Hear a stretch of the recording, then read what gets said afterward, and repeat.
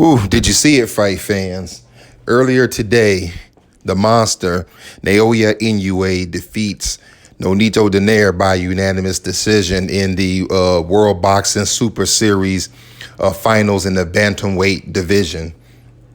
I really enjoyed this fight. It was an action fight, calculated action, not a wild slugging, not get in there, knock them down, drag out, but calculated action from round 1 through round 12. Let me start with my positives, for both fighters.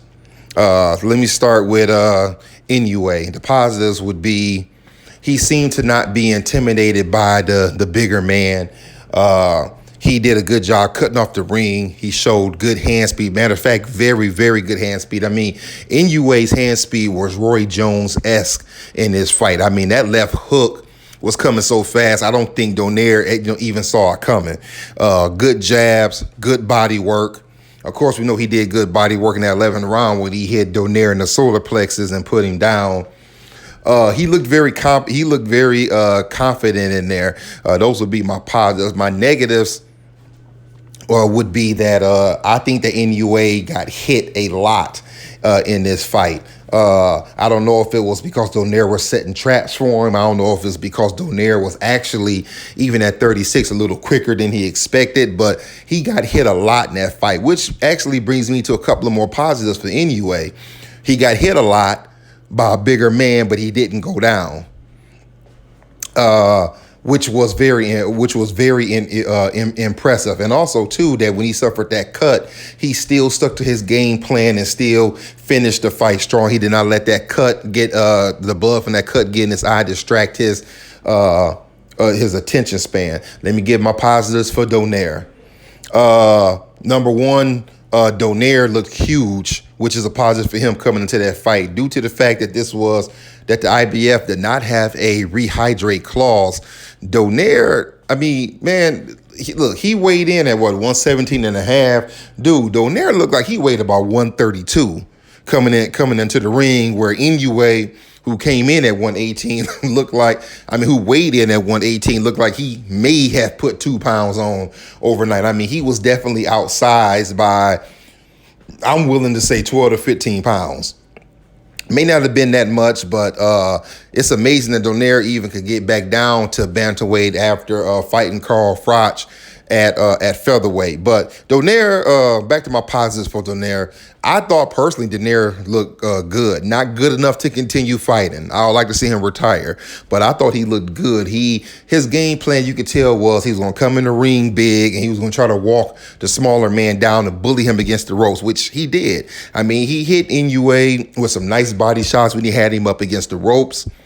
Donaire's hand speed actually looked a lot quicker than I thought it would at this stage. We know Donaire has always been a quick fighter. They call him the Filipino Flash, but he looked fast in this fight. To me, he still looked good, but not good enough to where I want to see him take another beating like that. I like to see him ride off in the sunset.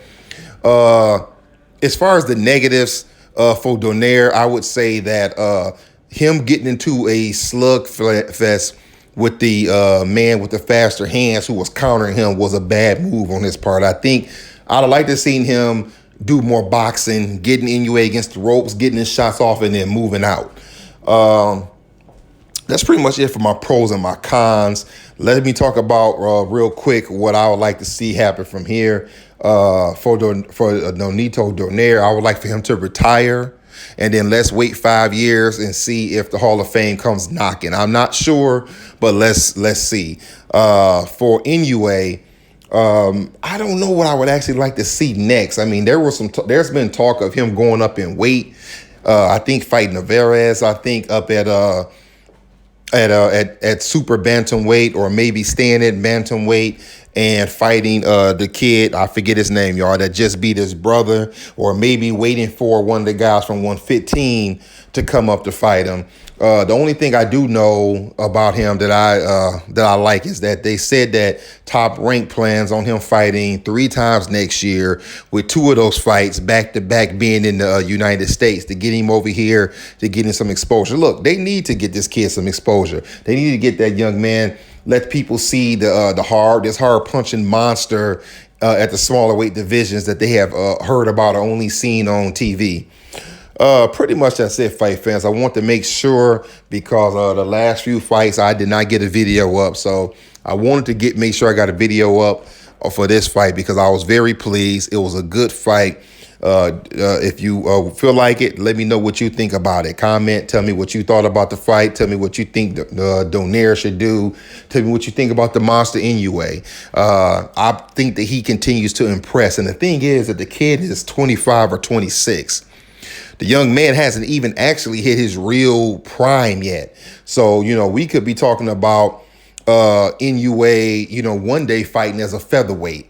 He started out at junior flyweight. He jumped over flyweight to super flyweight. Now he's fighting as a bantamweight, and they're already talking about him going up to a super bantamweight / junior featherweight, fighting someone up there. Other than that, that's pretty much it.